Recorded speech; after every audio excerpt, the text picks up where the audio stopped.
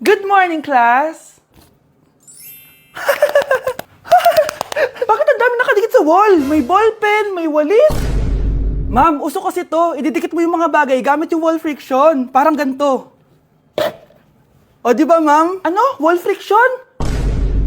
Hoy! Baka mahulog ka dyan! Sus, kung mga bata to. Kung ano-ano kasi nakikita niyo sa TikTok na yan eh. Try ko naman tong calculator. Ang saya!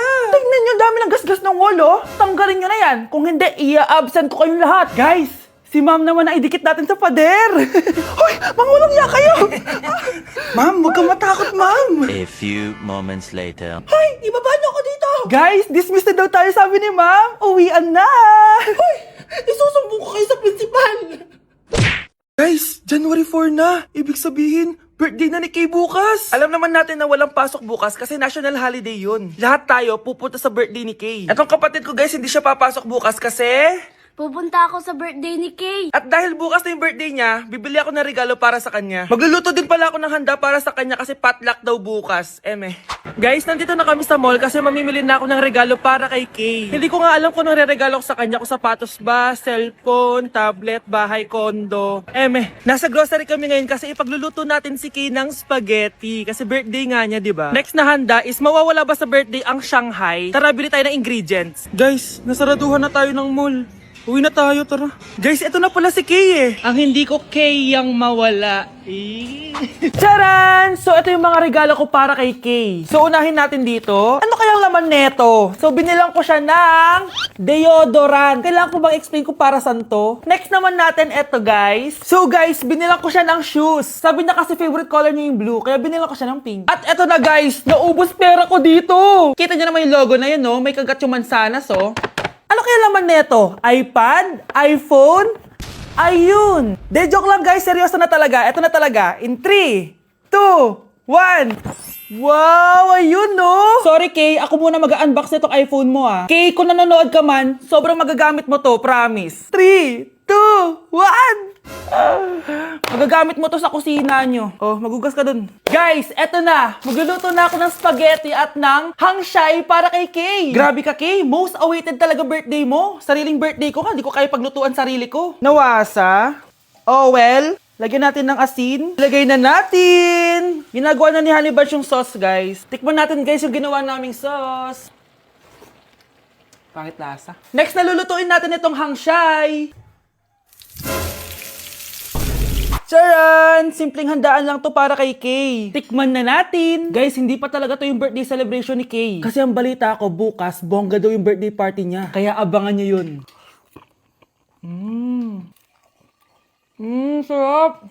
Hi guys, so alam niyo naman yung nangyari and magsasalita na ako kasi syempre ayoko din naman kayong parang walang idea kung ano nangyari. Ngayon, naalis ako ng bansa kasi gusto ko muna magmuni-muni. Pupunta muna ako ng Japan para makalimutan ko yung mga nangyayari dito sa Pilipinas. So 5 AM yung flight ko and ito na yung mga gamit ko. So first time ko talaga mag-solo travel and kinakabahan ako. So tara, samahan niyo ako.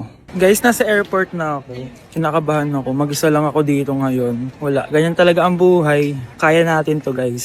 Sasakay na ako sa airplane. Iiwan ko muna ang Pilipinas dahil sobrang sakit. Hahanapin ko muna ang sarili ko. On the way na tayo sa Sapporo. Kain, guys!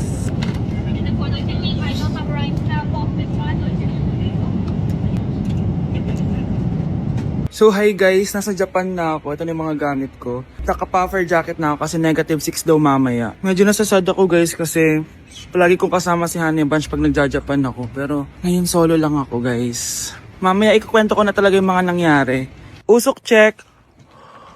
Guys, tignan yung mga snow. Grabe. Lakas kasi na snowfall kanina kaya ganyan yung itsura ngayon. Balot na balot sa snow.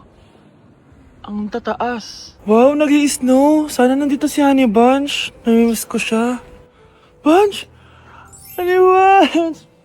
I love you. So, sasabihin ko na sa inyo guys kung ano talaga yung nangyari. Wait lang yung snow. It's a prank! Walang maghihiwalay. End of chapter kasi 5 years na kami ni Honey Bunny. A new chapter is getting ready right Grabe now. guys, oh!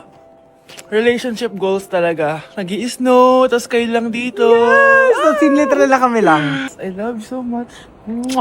Grabe na, snow na yung mga luggage namin. Kaya pa, Bunch? Bilis. Tara na. Happy anniversary! I love you. Walang maghihiwalay, ah. Yes, no.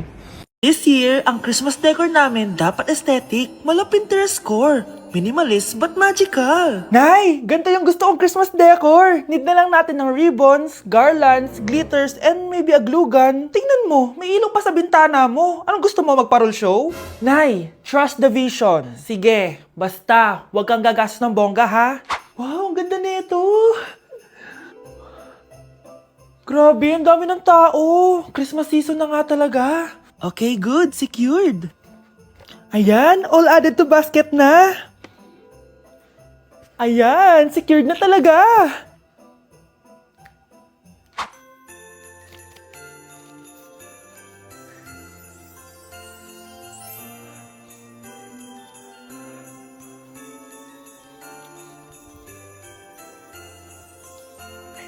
Anak, paubos na yung ribbon, no? Oh, eto, ribbon ng cake. Same color naman eh. Pwede na yan. Nay, masisira yung team. Magkaiba yung sukat, oh. Nay, ba't mo inopen yung electric fan?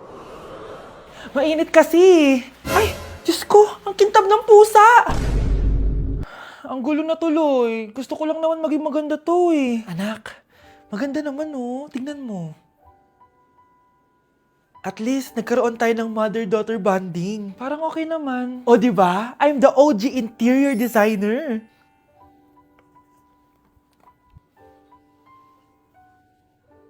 Hindi siya nagmukhang pang Pinterest dahil mas maganda yung ginawa namin. Eto, Nay, para sa'yo. Oh, ano to, anak? Nakita ko kasi yan sa National Bookstore. Tapos naalala ko, di ba gusto mo ng planner na galing sa mga coffee shop? Kaya binili ko na yan. Baka maging acidic pa tayo kakakapin natin. Makuha lang yung planner na gusto mo. Tsaka binilhan din pala kita ng pouch. Lagayan mo na kung ano-ano, Nay. Oh. Aw, thank you, anak. Welcome, Nay. Hindi siguro ako nag-video-video nung pandemic. Wala siguro akong laundry shop ngayon. Guys, second branch na natin to. Parang kailan lang na nag-open tayo ng first branch, tapos ngayon may second branch na tayo. Medyo makalat pa guys kasi kakagawa lang, pero eto na siya.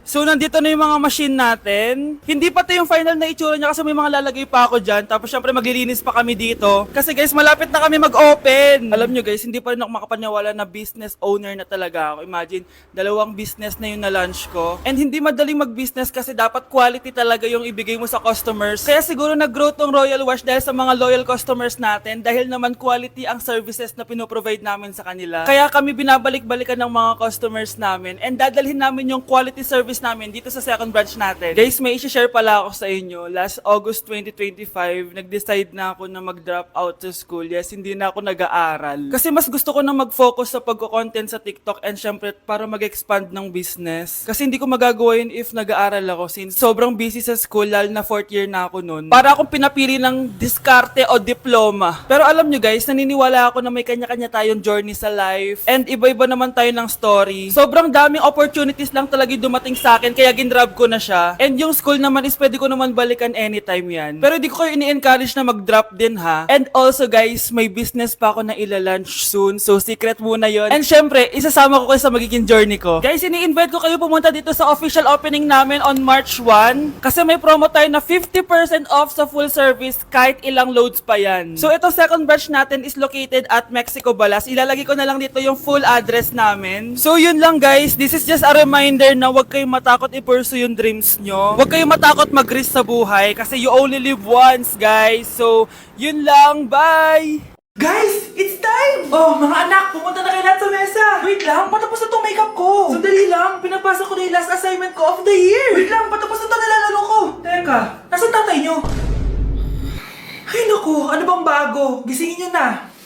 Okay, bago tayo kumain, may challenge tayo. Hala, anong prize na? Pera? Ayan, diyan ka magaling eh. Hindi! May magsasabi kung sino sa buong pamilya ang ganito. Tapos, ituturo natin kung sino ang akma sa sinabi. Okay, sino sa buong pamilya ang matakaw sa fries? Huy! Sabi ko, wag mo na kumain eh. Ang takaw mo talaga. Sino sa buong pamilya ang palaging nagpupuyat? Ang dami kasing schoolworks eh. O eto, sino sa buong pamilya ang palaging nagpapatawa sa mesa? Nakakatawa ba ako? Sino sa buong pamilya ang amoy Chicken Joy? Favorite ko kasi itong Chicken Joy eh. Sino sa buong pamilya ang malilibre ng Jollibee? Ayan, diyan kayo magaling. O eto, sino sa buong pamilya ang the best maghanda ng pagkain? Ay sus! At dahil dyan, kumain na tayo!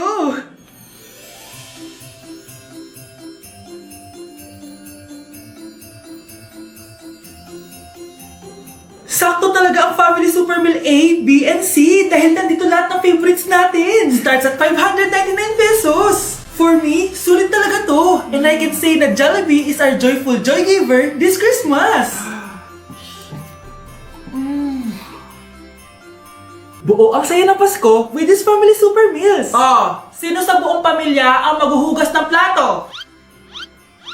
No, bakit ako? Oh my gosh. Oh my gosh, ang lamig niyan. Oh my gosh. Oh my gosh. Para akong hotdog sa fridge. Yung Grabe, ang lamig. Tingnan yung mga snow, guys. 10:40 na ng gabi, tapos nagutom ako bigla. Pupunta kami ng Family Mart. May challenge ako sa sarili ko. Tingnan nyo. Oh my gosh, hindi ko kaya to yung ginagawa niya. Ano ba Kaya yun? nyo ba to, guys? Oh my gosh, kinakabahan ako. Hindi ko oh my gosh, para lang alam niyo sobrang lamig ngayon. Tingnan nyo. Oh my gosh, ang lamig niyan. Actually, wala akong nararamdaman ngayon, yun. Oh, geng. Oh my Parang gosh. Ano lang, nasa bahay lang, ganun. Oh my gosh, sobrang Tara. lamig niyan. Sure ka kaya mo? Hello, oh my gosh. Hawak tayo ng snow. Sobrang lamig niyan, promise. Hawak ako ng snow nang walang gloves. Promise walang eme, sobrang lamig ng ginagawa niya ha. Like hindi joke. Oh my gosh, oh my gosh, oh my gosh, oh my gosh. So tara guys, punta na tayo sa Family Mart.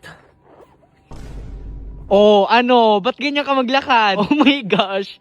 Giniginaw na siya, hindi niya na kaya, mga madam. Oh, hindi ko kaya. Humigaman ako dito sa snow na to eh. Oh my gosh, higa siya. Oh my gosh, higa siya. Oh my gosh, ang lamig niyan. Ang lamig niyan. Kaya mo ba humiga dyan at gumawa ng angel? Dito? Oo, Basic. oo. Oh, sige nga. Oh my gosh. Oh my gosh, ang lamig niyan. Oh my gosh.